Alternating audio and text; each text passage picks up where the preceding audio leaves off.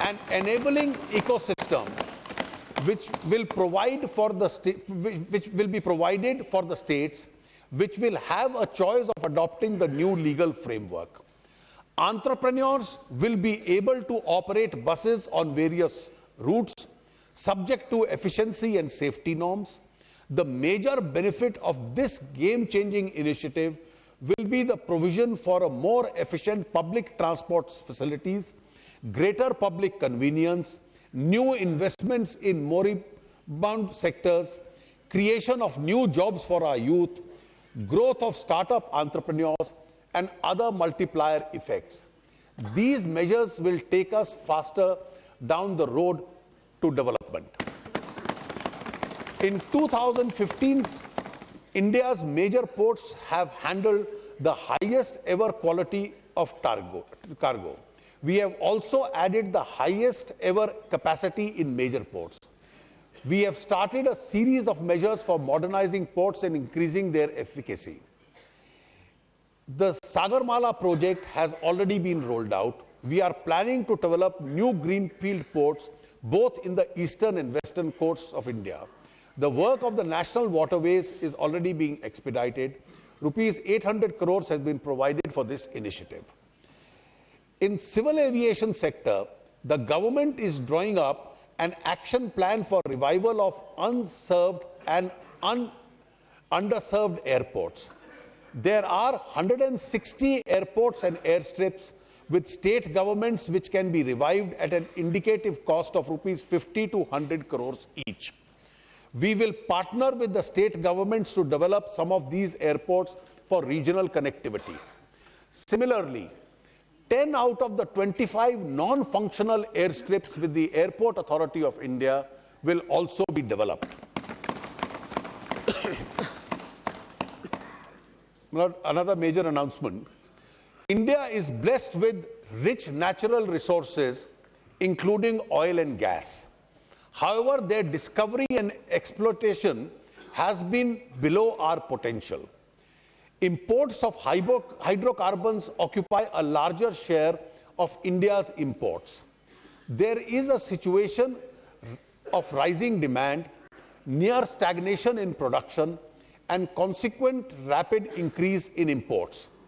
As a part of our drive towards self-sufficiency, the government is considering to incentivize gas production from deep sea, ultra-deep water, and high-pressure, high-temperature areas which are presently not exploited on account of higher costs and higher risk.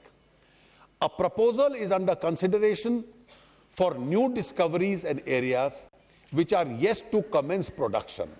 First, to provide calibrated market freedom, and second, to do so at a predetermined ceiling price to be discovered on the principle of landed price of alternate fuels.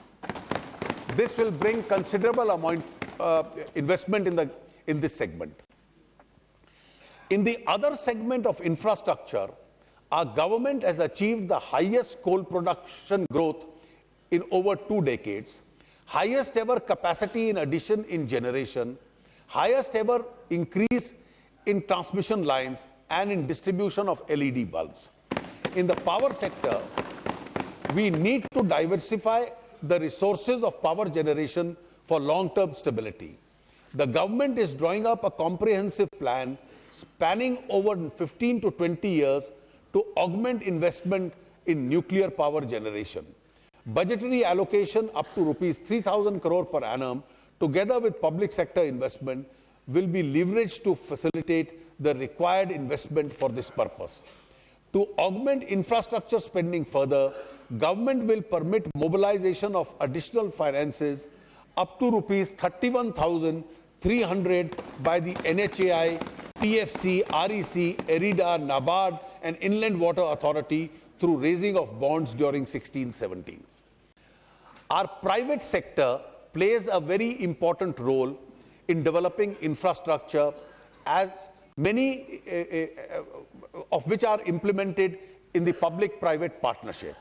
I would like to announce 3 initiatives to reinvigorate this sector and resolve future and pending issues. 1.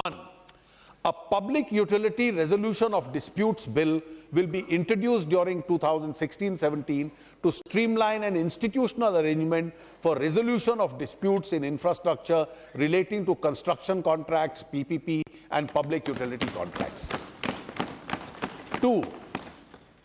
Guidelines for renegotiation of PPP concession agreements will be issued, keeping in view the long-term nature of such contracts and the potential uncertainties of the real economy without compromising transparency. 3. A new credit rating system for infrastructure which gives emphasis to various inbuilt credit enhancement structures will be developed instead of relying on standard perception risks which often result in mispriced loans.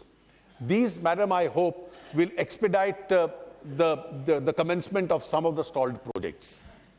I would like to announce further reforms in our FDI policy. The changes proposed are in the area of insurance and pension, asset reconstruction companies, stock exchanges, etc. Details of these changes are given in an annexure to the budget speech. The duty drawback scheme has been widened and deepened to include more products and countries. The government will continue to take measures to support the export sector.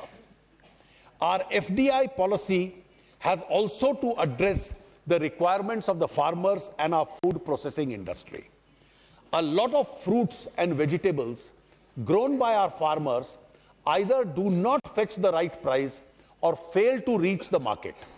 Food processing industry and trade should be more efficient. 100% FDI will be allowed through FIPB route in the marketing of food products produced and manufactured in India. I think this will give an impetus to the food processing ministry to enhance this sector. This will benefit the farmers, give impetus to the food processing industry, and create vast employment opportunities. A new policy of management of government investment in public sector enterprises, including disinvestment and strategic sale, has been approved. We have to leverage the assets of the CPSEs for generation of resources for investment in new projects.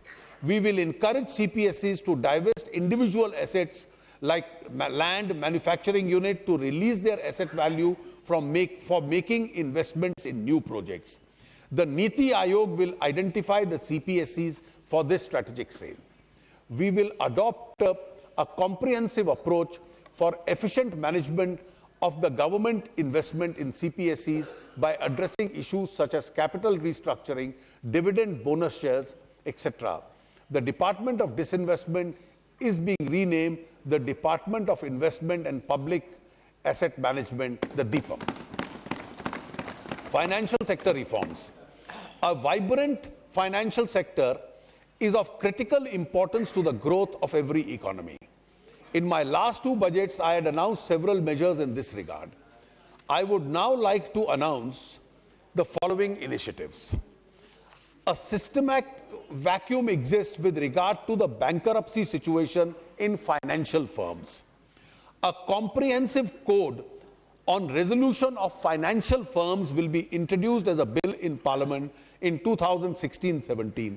This code will provide a specialized resolution mechanism to deal with bankruptcy situations in banks, insurance companies, and financial sector entities.